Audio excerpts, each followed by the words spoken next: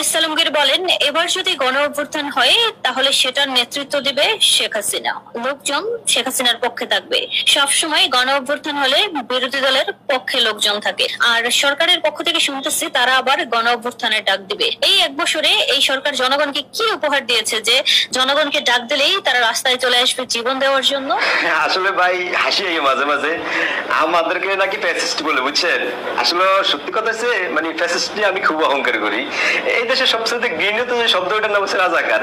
এই দেশে রাজাকাররা বুক ফুলে কথা বলে, তারা রাজাকার শব্দ নিয়ে অহংকার করে। তাইলে আমরা ফ্যাসিস্ট শব্দ নিয়ে কি অহংকার করতে পারি না?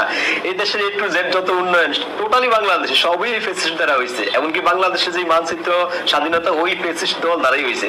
এই জন্য আমরা আসলে ফ্যাসিস্টই ভালোবাসি, ওই ফ্যাসিস্টই জিন্দাবাদ। এখন বিষয় হচ্ছে গিয়া মানে চরম বাস্তবতা হচ্ছে বাংলাদেশের 70% মানুষ আবার ওই ফ্যাসিস্ট। সরকার যেভাবে উন্নয়ন করছে, মূলক উন্নয়ন কোনো ব্যক্তি আর করবেও না, আর আসবেও না। সত্য দেখেন, আমরা নিজের চোখে দেখেন, মেট্রো রেল করছে, পদ্মা সেতু করছে, কর্ণফুলী টালিং করছে, এবং কি যার ঘর নাই তারা ঘর দিছে, যার বাড়ি নাই তারা বাড়ি দিছে, মুক্তিযোদ্ধার ভাতা দিছে, বৃদ্ধ ভাতা দিছে। দল মত নির্বিশেষে ঐক্যবদ্ধ ভাবে নির্বাচন দিব।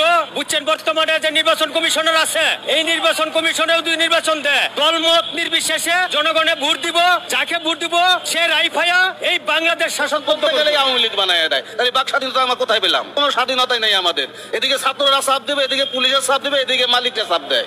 স্বাধীনতা আমরা কোথায় পেলাম?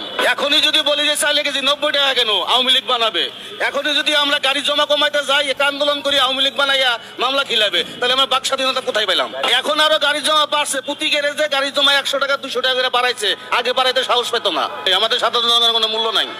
এইভাবে যেভাবে দেশ চলতেছে, আর যদি মনে করেন যে আরো 3 বছর বা 4 বছর চলে, তাহলে আপনারা দেখতে পারবেন সাধারণ মানুষের চোখের পানি ছাড়া কিছু থাকবে না, কথা তো বলতেই পারবে না।